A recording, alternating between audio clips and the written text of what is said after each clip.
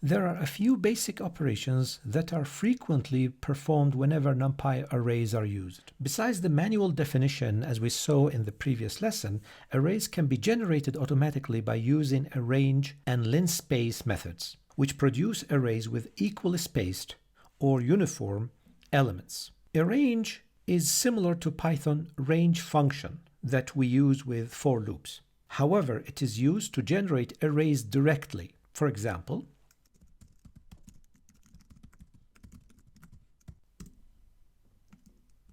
so as you see, the default step is 1, and we created an integer list from 1 to 9. Notice it stopped one element before the stop value 10.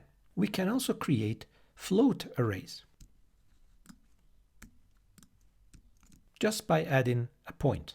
The linspace or the linear space function generates array according to the number of elements. The default number is 50. For example,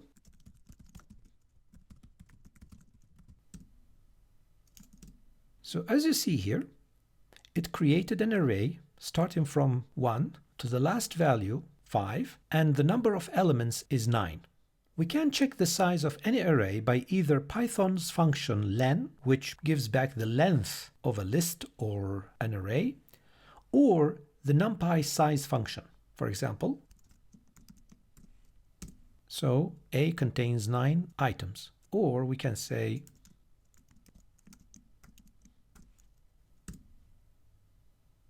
another operation that we can perform on NumPy arrays are Python loops.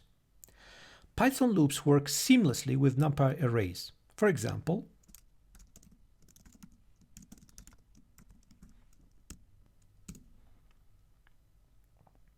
also we can use it with the manual definition of arrays.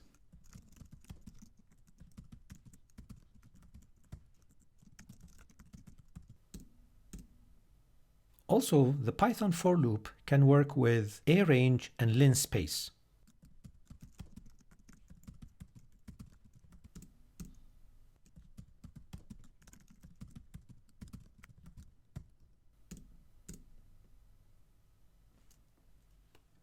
NumPy array slicing works exactly the same as Python list slicing we discussed in the chapter of data structures. If we need to apply slicing to this array A, we can say, for example, so it gives us the first 5 elements, or it gives us from the element number 6 to the end.